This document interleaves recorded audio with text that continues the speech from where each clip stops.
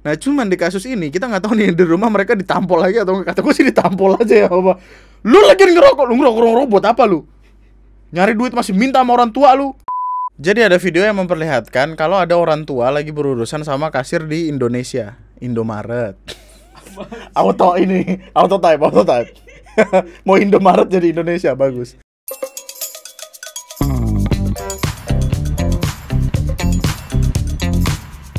Udah lihat video ini belum sih?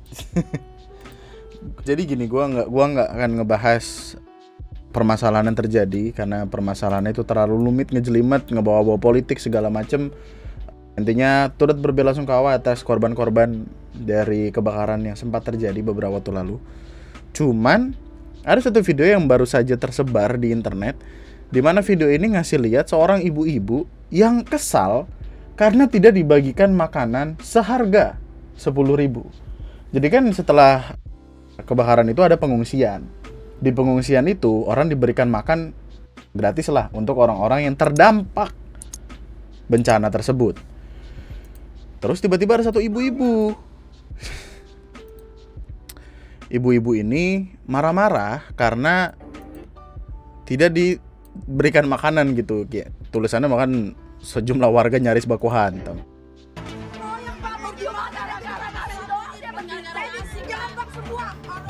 Dan yang menyedihkan adalah warga yang terlibat kericuhan itu bukan warga yang terdampak bencana tersebut. Aneh kan? Rada aneh dong. Terus ada satu ibu-ibu. Diomelin. Diomelin siapa, Bu? Oh, yang pasko. Bangsat orang situ. Gali dah. Marah-marah deh. Nyariin aja. Biarpun biar begini.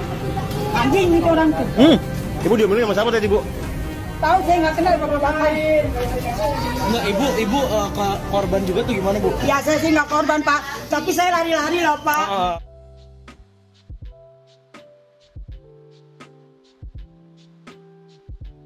Oh iya. Kalau saya di ini nama Allah, kena rumahnya hancur ya sama aja.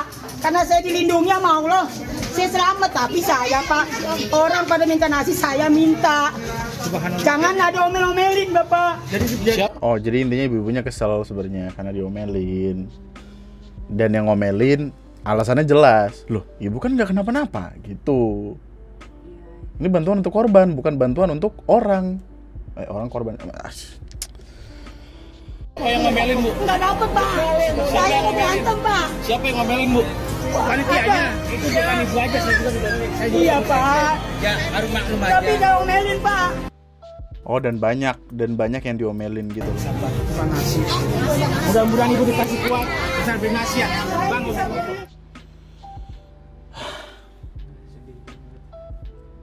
jadi bingung kan? Orang dari kemarin tuh perdebatannya men kayak aduh nggak bisa dibawa di sini lagi. Perdebatan tuh banyak sekali, bahkan terlalu banyak untuk diomongin karena yang dibawa tuh statusnya udah status quo gitu, udah struktural. Pusing. Intinya kalau bukan hak kita ya udah nggak usah. Aduh bingung, saya nggak ngomong apa-apa dah. Mending kita lihat ini. Nah, boleh nggak sih ini? Wah, untung di-cut ya. Di-cut. Perfect cut. Jadi kan beberapa waktu lalu sempat ada kejadian murid yang ngelawan gurunya sampai bawa-bawa parang ke sekolah gitu karena dia nggak terima dihukum. Terus mungkin ada cekcok segala macem, dia balik ke rumah bawa parang kan. Tiba-tiba beberapa hari lalu sempat rame ada sebuah kasus seorang guru yang menampar muridnya pakai buku paket. Itu buku tebel banget tuh, namanya buku paket. Nah, tebel lumayan dah. Kejadian itu ada di SMK Muhammadiyah Banyuresmi Kabupaten Garut. Murid yang kena tamparan ini merupakan seorang murid yang udah kelas 12 jurusan TKJ, Teknik Komputer Jaringan. Oh, SMK. Udah kelas 2. Revan ngomong nih, udah kelas 12 baik-baik aja nggak sih? Takut nggak lulus orang mah, betul. Udah kelas 12 tuh fokus PM, pendalaman materi, fokus nyari-nyari SNMPTN atau SBM gitulah. Kenapa makin sini makin ribet ya namanya? Nah, alasan kenapa dia digampar itu pakai buku sih, bukan pakai tangan, adalah karena murid ini ketahuan lagi ngerokok di dalam kelas. Ya kali nggak ditampar. Kata gue ditampar juga masih mending. Gue lempar dari lantai 2 kayak. Coba masih kan sekarang gini loh. Sekarang tuh ada dilema yang terjadi antara guru dan masyarakat dan murid segala macam, karena nggak jarang lah kita ngelihat ada kasus di mana guru itu keras sedikit, dipermasalahkan sama orang tua, dilaporin, dibawa ke hukum segala macem. Bahkan waktu itu sempat ada orang tua yang, jadi ada muridnya diomelin nih sama gurunya. Murid ini pulang ke rumah, bapaknya datang bawa parang. Mana tadi guru yang ngomelin anak gua? Lah kenapa? Kan anak lu fungsinya di sekolah itu buat dididik gitu. Iya. Gua nggak akan ngebawa perkara generasi dan segala macemnya. Tapi kalau semisal orang tuanya itu datang marah-marah ke sekolah, membela anaknya yang anaknya salah, ya berarti kan memang ada yang salah dari cara orang tuanya mendidik dong harusnya. Kita emang nggak etis ngebawa perbandingan, tapi kita dulu gimana coba? Ke rumah, Pak diomelin sama guru ini, kenapa? Ini gara-gara ini nih. Lalu lagian ngapain lu kayak gitu? Malah kita yang diomelin balik. Dari sekolah digampar. Waktu itu gue pernah beneran ini. Jadi kan sempat ada yang masanya gue jadi ketua kelas. Gue juga gak pengen waktu itu entah kenapa terpilih aja gitu. Kelas 2 SMP kalau gue gak salah. Kelas 2 atau kelas 1 gitu. Kelas 2 sih gitu gue. Murid-murid di kelas itu disuruh diem, tapi gak mau, berisik-berisik segala macam. Guru lewat, gue bener-bener persis kayak gini. Buku paket digulung-gulung, tepak.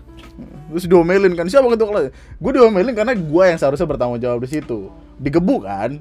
Gue pulang ke rumah, ngomong sama nyokap, tadi masa digebuk sama guru. Kenapa? Ya itu gara-gara gak bisa ngatur anak kelas. Digebuk lagi. Lu gimana jadi laki? Harusnya gue gak ngomong ini. Aduh. Sekarang tuh seharusnya masih sama demikian gitu. Tapi ada beberapa titik yang beda. Atau mungkin ya, anak ngadu ke orang tuanya turun tangan itu dari dulu udah ada, tapi baru ada kamera. Kemungkinan itu. Nah cuman di kasus ini kita nggak tahu nih di rumah mereka ditampol lagi atau nggak. Kata gue sih ditampol aja ya Bapak. Lu lagi ngerokok, lu ngerokok buat apa lu? Nyari duit masih minta sama orang tua lu. Waktu itu gue baru dibolehin ngerokok ketika gue udah bisa nyari duit sendiri gitu. Dan emang aturan yang berlaku di sana. Ketika mereka ngerokok di sekolah, bukankah artinya mereka tidak boleh ngerokok di rumah? Maksudnya kan ketika mereka bisa ngerokok di rumah, ya udah di sekolah ngapain ngerokok gitu loh. Atau mereka bolehnya ngerokok di tongkrongan segala macem, nggak tahu dah. Terus kata kepala sekolah SMK tersebut, ternyata ini murid bukan pertama kali ngelakuin pelanggaran, tapi udah sering. Banyak yang mendukung aksi dari guru ini, apalagi netizen yang generasinya udah berumur. Ya, anak-anak 90-an, ayo gimana kabar?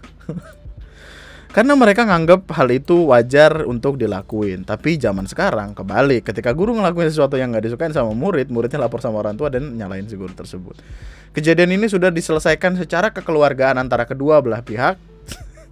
Dan gue yakin orang tuanya mendukung apa yang guru ini lakukan. Muka ya? Muka bukan sih yang digambar tuh? Muka ya? Siapa tahu cuman ini apa? Badan gitu. Kita nggak iya. Pasti ya. Tapi kalau muka asik tuh. Tas. Asapnya keluar. Gila aja lu di sekolah ngerokok. Tak lu emang. Ngaku punya Indomaret se-Indonesia mau minta rokok dan jajan gratis dan ngaku Pak Jokowi bapak angkatnya. Ada yang nyuri di Sukabumi. BBM sok tanyain ke bapak angkat saya, Presiden Joko Widodo. Waduh. Perlu. Bapak gak ada Indomaret seberiti Bapak? Semua se-Indonesia. Di mana wae Bapak? Ya se-Indonesia mah, se-Indonesia mah semua tuh, semua Indomaret. Manajernya siapa Bapak? Berunangnya manajer. Takutnya bapak ini ODGJ gitu yang gue takutkan. Tapi pakaiannya bagus segala macam. Pawaham. Pengiring di pantai-pantai. Kapan saya menerima setoran dari sini? Semua bang. Jadi ada video yang memperlihatkan kalau ada orang tua lagi berurusan sama kasir di Indonesia, Indomaret. Auto type. Mau Indomaret jadi Indonesia, bagus. Ternyata bapak ini mau beli rokok sama jajanan tapi kayaknya nggak mau bayar. Nah akhirnya dibilang kalau dia yang punya Indomaret. Tuh orang punya Indomaret kok nggak bisa bayar rokok? Sesimpel-simpelnya orang bisnis nggak akan ngerusak pembukuan dengan ngambil sesuatu tanpa bayar gitu. Terus dia akhirnya bilang dia yang punya Indomaret. Terus dia disuruh karyawan Indomaretnya buat nanya bapak angkatnya yaitu Pak Jokowi. Bagus. Terus karyawan nanya Indomaret mana aja yang dia punya. Bapaknya ini jawab kalau di seluruh Indonesia dia yang punya. Bagus. Terus baru ditanya manajernya siapa, bapaknya jawab nggak usah nanya manajer siapa. Waduh. Terus karyawan Indomaretnya bilang, bapak mau rokok gratis atau gimana? Terus bapaknya jawab, iyalah gratis, orang saya yang punya. Bagus. Terus karyawannya bilang, mau manajer atau orang biasa kalau jajan mah bayar.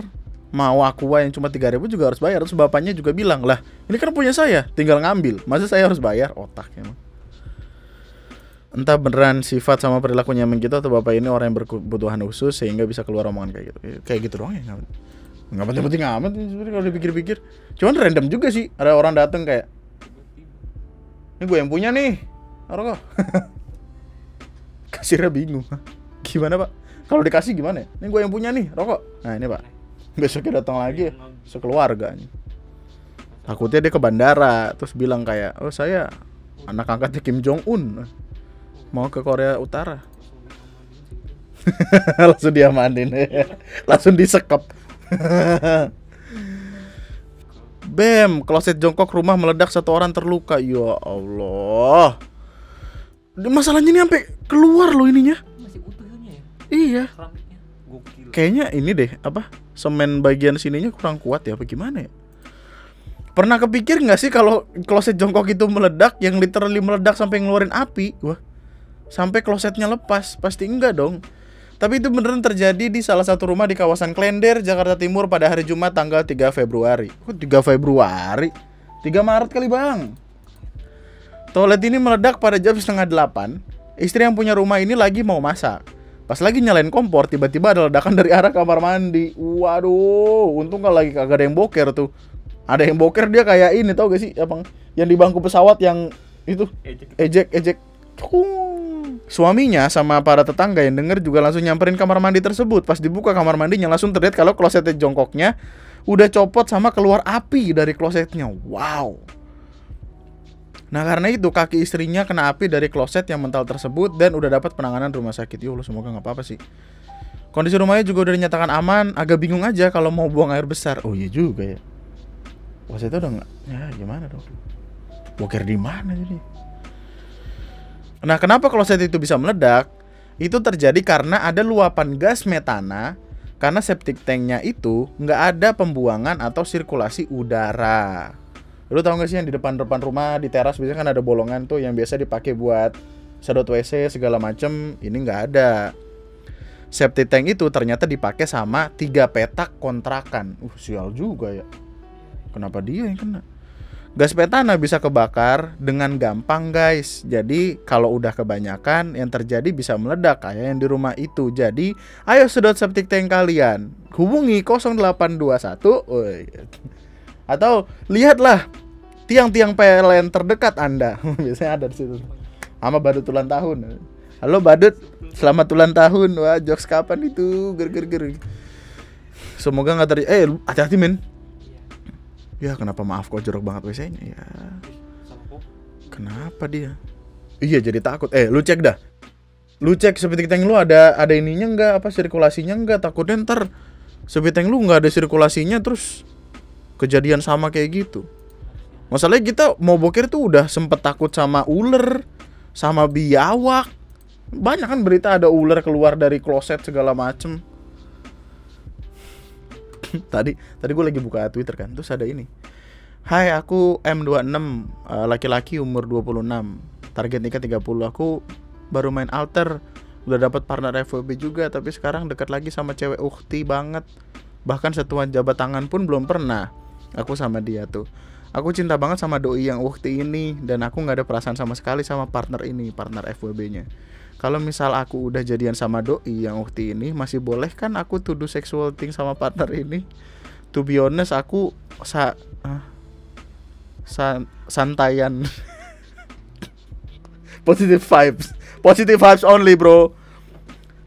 Aku saan, tapi aku nggak mau nyentuh orang yang aku cintai ini. Minta pendapat terbaik ya guys. Kata gue Aku open minded kok, open minded. Terlalu open lu.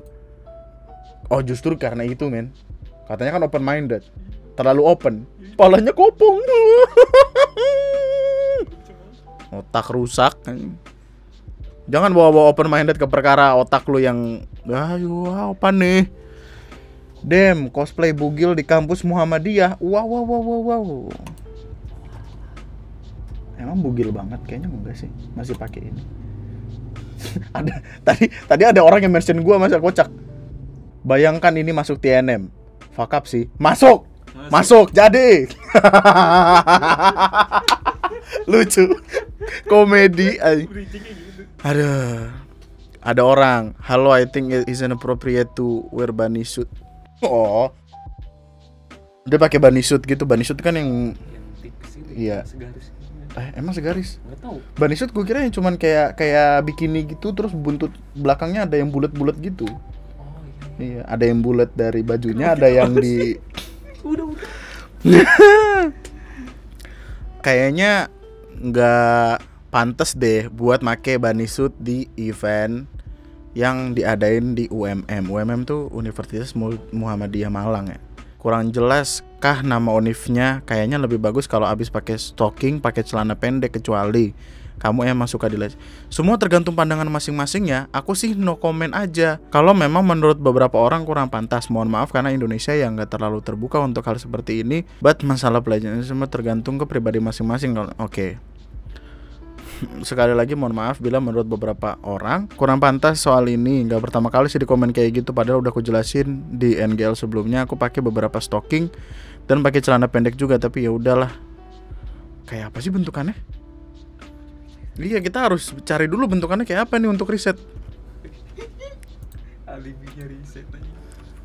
Kayak apa? Bajunya kayak apa? Sebenarnya gue nggak masalah sama cosplay, mas. Gue adek gue juga nggak cosplay itu. Tiba-tiba jadi Mikasa. Gue balik ke rumah tiba-tiba mas adek jadi Mikasa. Apa sih? Maksudnya kayak kenapa lu? Tiba-tiba jadi siapa itu yang Chainsaw Man ceweknya? Yang ceweknya? Lu nggak ngikutin anime sih lu. Oh nih. Mohon maaf untuk kejadian di event Daisuki yang diadakan di Dom UMM karena pakaian saya yang terlalu vulgar menciptakan keadaan yang merugikan banyak orang. Saya mohon maaf sebesar-besarnya atas apa yang terjadi dan pihak yang terseret dalam masalah ini. Sekali lagi mohon maaf. Mohon maaf repost di IG story-nya saya take down karena saya khawatir pihak-pihak tersebut ikut terseret. Anyway, ketika videonya udah selesai diedit, tiba-tiba ada tambahan, tiba-tiba rame lagi, terus di Twitter masih pada ngomongin perkara ini. Gue kan penasaran banget ya, maksudnya kayak gimana sih sampai dikomplain orang-orang segala macem. Terus ternyata dia tuh make stocking gitu, stocking sewarna sama kulit kurang lebihnya. Terus pakai yang jaring-jaring itu, jaring-jaring futsal kalau gue nggak salah ya. Waduh, gitu. Tapi ya sekarang paham gitu alasan dari kemarahan orang-orang apa. Sebenarnya mungkin kalau misalkan dia cosplaynya di tempat-tempat cosplay gede kayak katakanlah Comic-Con Indonesia atau tempat-tempat yang tidak ada hubungannya dengan kampus Islam, sepertinya tidak masalah. Tapi ya yang bikin semuanya buyar kan karena dia ini di UMM gitu. Dia orangnya udah minta maaf, orangnya udah clarify semuanya. Dia juga mungkin gak akan ngelakuin yang kayak gini lagi. Tapi ya semoga tetap cosplay karena kalau dilihat juga cosplaynya bagus-bagus aja gitu. Sederhananya itu intinya cuma salah tempat dan salah pemilihan baju aja. Mari kita tutup dengan ini. Hasil penelitian, orang bergaji rendah berisiko meninggal duluan. Maksudnya sebuah studi yang diterbitkan dalam jurnal medis JAMA mengungkapkan bahwa pekerja parubaya yang cenderung mendapat gaji rendah lebih rentan dengan resiko kematian lebih tinggi. Percayalah hanya kepada Allah Subhanahu wa taala. Ya Allah. Subscribe, like, komen, cabut. Bye bye, thank you.